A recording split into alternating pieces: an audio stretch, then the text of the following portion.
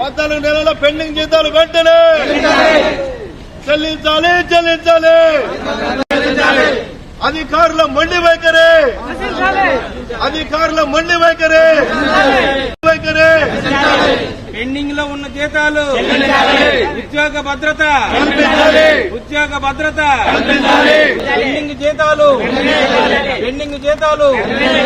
ఉద్యోగ భద్రత ఉద్యోగ భద్రత ఉద్యోగ భద్రత.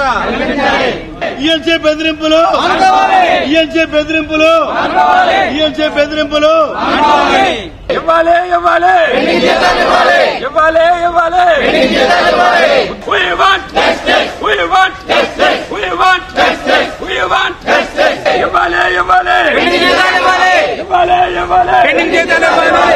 గడిచిన 14 నెలలుగా జీతాలు రాకపోవడంతో పంచాయతీరాజ్లో పనిచేస్తున్నటువంటి సైట్ ఇంజనీర్లు, టెక్నికల్ అసిస్టెంట్లు వీరందరూ కూడా రోడ్డుకెక్కారు. ఈ రోజు విజయవాడ నగరంలో ఉన్నటువంటి పంచాయతీరాజ్ కార్యాలయంకి వెళ్లి అక్కడ ఈఎన్సీతో మాట్లాడడం జరిగింది.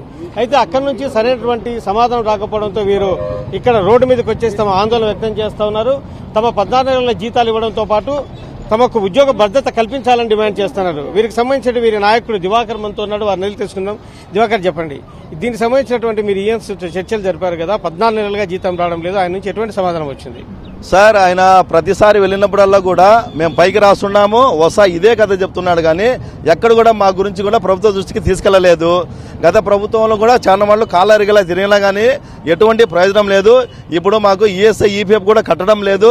గత 14 నెలల నుంచి జీతాలకు ఎంతో ఇబ్బంది పడుతున్నామని 2 సంవత్సరాల నుంచి కూడా ఈఎస్ఐ ఈపీఎఫ్ కట్టడం లేదు. ఎంత కాలరిగలా తిరిగినా కానీ మేము మా యొక్క విజ్ఞప్తిని ఆయన పట్టించుకోవడం లేదు. కేవలం ఆయన కాడ డబ్బులున్నా కానీ అది వేరే దానికి యూజ్ చేసుకున్నాడు. హైర్ వెహికల్స్ కానీ వాళ్ళ యొక్క ఎఫ్టీఏ రెగ్యులర్ వాళ్ళ దాని ఎఫ్టీఏ కోసం దీనికి అడుగుతున్నాడు, కానీ మా పెండింగ్ జీతాల కోసం ఎక్కడ కూడా ఆయన ప్రస్తావించలేదు.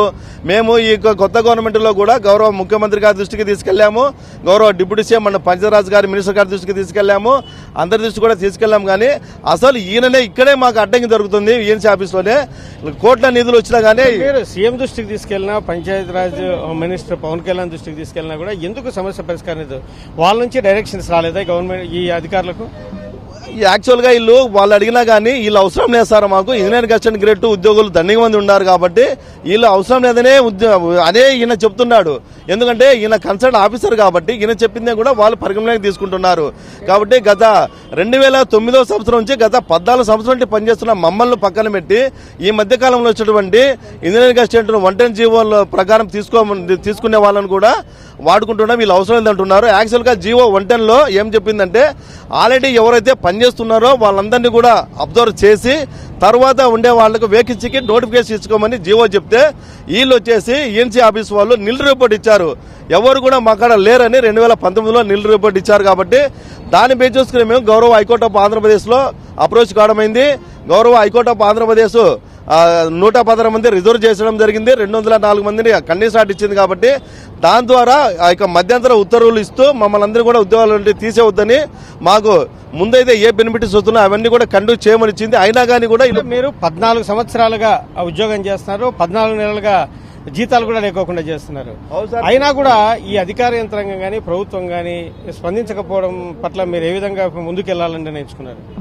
మేము వీళ్ళ మొండి వైఖరిగిన మారకపోతే మేము రాష్ట్ర రోగులుగా ధర్నాకు అజిటేషన్ ప్రోగ్రామ్ కి అయితే మేము ప్రభుత్వ దృష్టికి తీసుకెళ్లే వరకు కూడా మేము పోరాటం చేస్తాము. కాబట్టి మా యొక్క సమస్యలు అన్ని పెండింగ్ జీతాలే కాదు, మాకు రెగ్యులర్ గా 1వ తేదీ కల్లా జీతాలు ఇచ్చేదానికి 300 అండ్ 302 కింద ఎప్పుడైతే ప్రభుత్వం వారు చేస్తారో అంతవరకు కూడా మేము మా పోరాటం ఆగదు. అవసరమైతే లీగల్ గా కూడా మేము వెళ్లాలని కూడా మేము నిర్ణయిస్తున్నాం. మీరు చెప్పండి మేడం, ఇప్పుడు చూస్తే కనుక మీకు వచ్చేటువంటి జీతాలు ఎంత? మీకు వచ్చే జీతాలు ఎట్లా సఫిషియెంట్ గా ఉన్నాయా, లేకుంటే కనుక వచ్చే తక్కువ జీతాలతోనే మీరు చేస్తున్నారు, ఉండే జీతాలు కూడా ఇవ్వడం లేదు? మరి మీ జీతాల విషయంగా మీరు ఎటువంటి పోరాటం చేయనున్నారు? సార్, మాకి సంవత్సరం అయితే అంది జీతాలు రాక చాలా ఏళ్ళ నుంచి పోరాడుతున్నాము. ప్రతిసారి ఏఎన్సీ ఆఫీస్ కాడికి పోయి అడుగుతానే ఉన్నాము, జీతాలు రాలేదు. సార్ అయితే చూస్తామంటున్నారు కానీ మాకు పెట్టడం లేదు. ఇంతమంది కానీ పోయి అడిగినా కానీ చేస్తాంలే అంటారు కానీ పెట్టే ఉద్దేశం అయితే కనిపించడం లేదు. మేమైతే రోడ్డును పన్నాం, పిల్లలు చదివించుకోలేక రోడ్డును పన్నాం. మేము చాలా ఆర్థిక సమస్యలో ఉన్నాం, చాలా ఇబ్బంది పడుతున్నాం సార్. మేము జీతాలు లేక ఎట్లా మాపై దయ ఉంచి జీతాలు వచ్చేటట్లా మీరు ప్రయత్నం చేయండి. 14 సంవత్సరాలుగా మీరు ఉద్యోగాలు చేస్తున్నారు, 14 నెలలుగా జీతాలు ఇవ్వడం లేదు. ఇప్పుడు మీరు అవసరం లేదు అని చెప్పేసి మీ డిపార్ట్మెంట్ చెందినటువంటి అధికారులు చెప్పడాన్ని ఏ విధంగా చూస్తున్నారు? మేము జీర్ణించుకోలేకపోతున్నాం సార్. అసలు ఇన్ని సంవత్సరాల నుంచి వేరే పోస్ట్కి ఏదైనా వెళ్ళాలని అన్ని ఏజ్ బారైన వాళ్ళమే ఉండాము. ఎక్కడికి ఏ ఉద్యోగానికి కూడా ఎలిజిబుల్ కాదు. ఉండే ఉద్యోగం వదిలిపెట్టుకోవాలంటే ఎక్కడికి వెళ్తాం సార్? ఇప్పుడు ఇన్ని నెలల జీతాలు లేక కుటుంబాన్ని పోషించుకోలేక చాలా అవస్థలు పడుతున్నాం సార్. ఇప్పుడు మీరు అవసరం లేదంటున్నది గవర్నమెంట్ అధికారులు అని చెప్తున్నారు మీ నాయకులే, మరి ఎట్లా చెప్తారు? ఏ గవర్నమెంట్ మాకు ఆ విధంగా చెప్పలేదండి. వచ్చిన ప్రతి గవర్నమెంట్ మాకు సపోర్ట్ చేస్తూనే ఉంది. మా అధికారి అయినటువంటి ఈఎన్సీ గారు మాత్రమే ఇటువంటివన్నీ ప్రేరేపిస్తున్నారు. మా జీవితాలతో ఆడుకుంటున్నాడు. ఆల్రెడీ ఒక అతను చనిపోయాడు జీతాలు లేక. ఎన్ని రోజులని అనుభవించాలి? ఆల్రెడీ మేము కోర్టులో ఉన్నాం. మాకే ఆర్డర్స్ ఉన్నాయి. ఇంతకుముందు ఉన్న ఏఎన్సీ ఎట్లిచ్చాడు జీతాలు మరి అన్ని నెలలు? ఈయన వచ్చినప్పటి నుంచే ఈ విధంగా జరుగుతుంది. కనీసం మా ఆఫీస్లోకి మమ్మల్ని రానిట్లా, తీసేసామని చెప్తాడు. కొన్ని రోజులు వాళ్ళనే జీతాలు ఇమ్మని చెప్తాడు. అంతా ఏనిష్టమా?